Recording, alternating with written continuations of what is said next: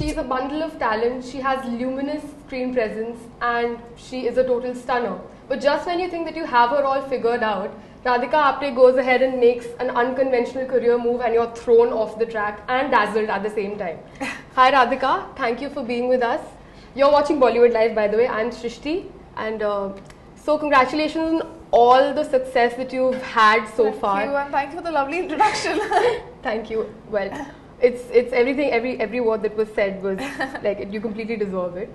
So this movie is coming up. It is Kaun Kitne Pani Mein. Yes. It's quite interesting. The promos are hilarious, but there isn't a lot that has been revealed about you in both the trailers that have been revealed. Yes. So can you tell me a little bit about your character?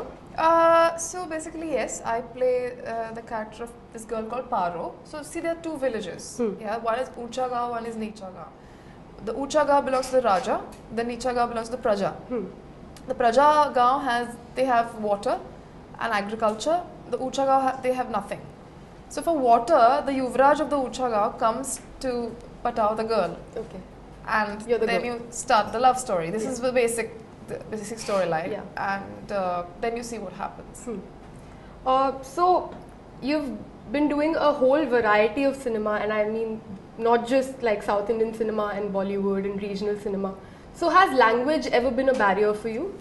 No, in fact, I tried that it shouldn't be a barrier. I don't think anything should be a barrier, whether it's language or whether it's performance platform. Yeah. It shouldn't be a barrier. So I've tried doing films in 7 languages so far, and I'd like to explore more languages as well.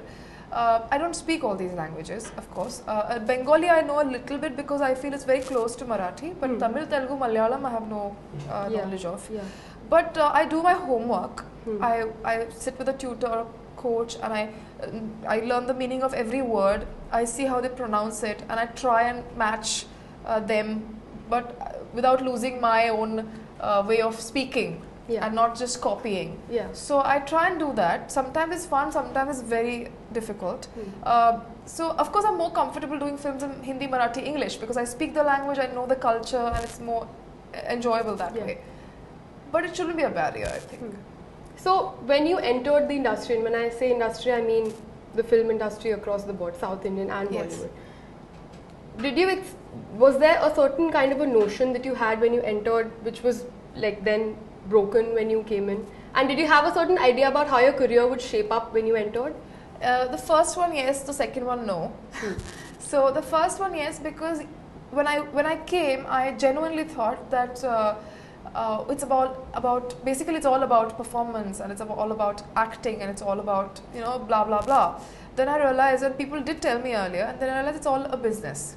It's a business industry, and it took me time to understand that. And now that I know it, I'm better equipped, and I'm enjoying it more. Yeah. So yes, my ideas changed so far.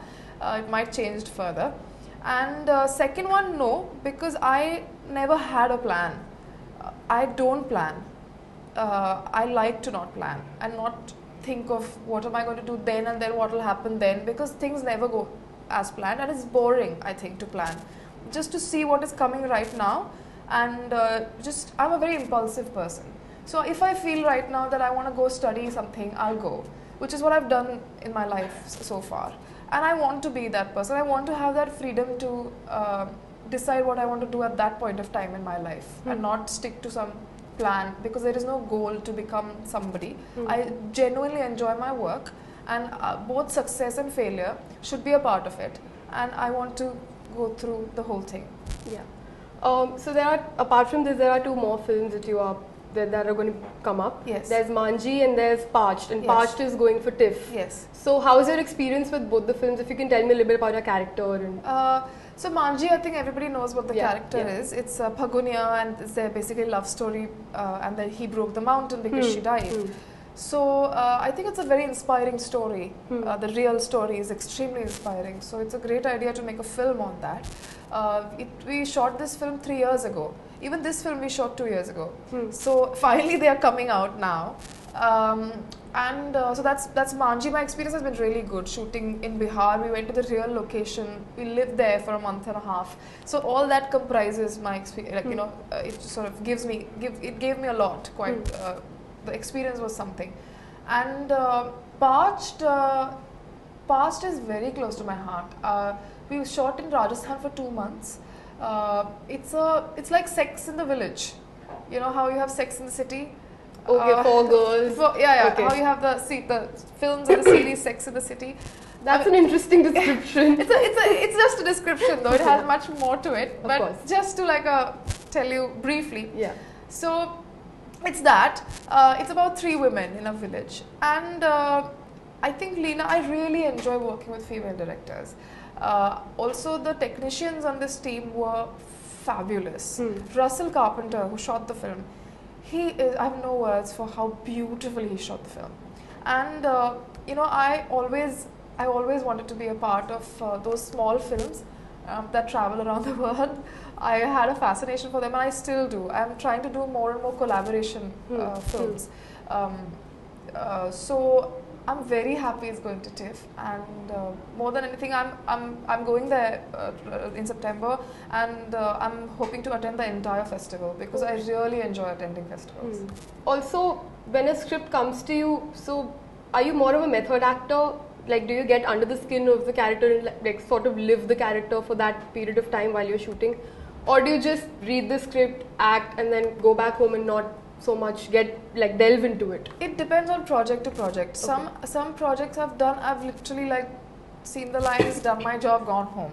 Oh. Some projects I get extremely involved, and I really stay with the plot, with the story, with the character for that period of time, and I feel extremely sad when the film is over. It literally feels like So I think it's a mixture of both. Sometimes the project has both the elements. Sometimes there are days when you just are not in it, or sometimes a day when you're over in it. So I think it's a mixture.